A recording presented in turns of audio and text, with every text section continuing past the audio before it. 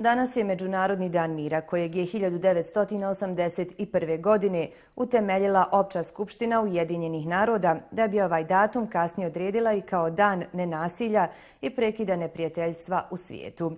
Cilj je jačanje ideala mira među svim narodima i državama, a koliko se mir cijeni u našem društvu i u kojoj se mjeri teži nenasilju, pitali smo uglednog zeničkog sociologa, ali i naše sugrađane.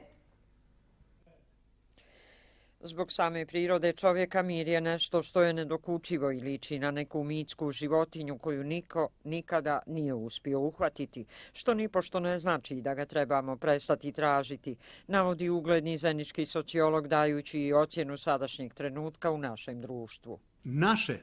Ovo naše područje uživa u blagodetima nenasilja, što ne znači da do tog ne može doći. Ono što bi ja želio da istaknem, da ja ne vidim mogućnost da u skorije vrijeme izbije neka veća vrsta nasilja, zato što su ljudi koji žive u zajednicama, u klanovima, u tim zadrugama i tako dalje, oni su eutanizirani ideologijom. Kad ste eutanizirani ideologijom, nemate potrebu da razmišljate o političkim ciljevima koji vam govore vaši politički predstavnici. Koliko se mir poštuje u našem društvu i u kojoj mjeri provodimo nenasilje, pitali smo i naše sugrađane. Za sad vidimo da je mir. Da li će ono opstati ili neće, to je pitanje, jer šta nam se dešava u državu, ovo i vlasti, ovo i ovo, nisam baš optimista. Ni mira, ni stabilizacije, nema ničega, nered živi. Znači može puno bolje, može, nije dobro.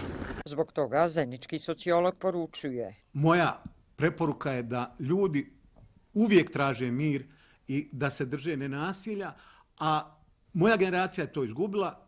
Ostaje na ovoj novoj generaciji koja je rođena sa internetom, koja ima puno veću sferu komunikacijskog iskaza, emotivnog iskaza, također i empatijskog stava prema drugim ljudima, da na njima da unaprede svijet. I vidim danas da društvene mreže jako šire tu ideju i ja sam jako zadovoljan zbog toga. Za Zenica Info, Vesna Jovanović.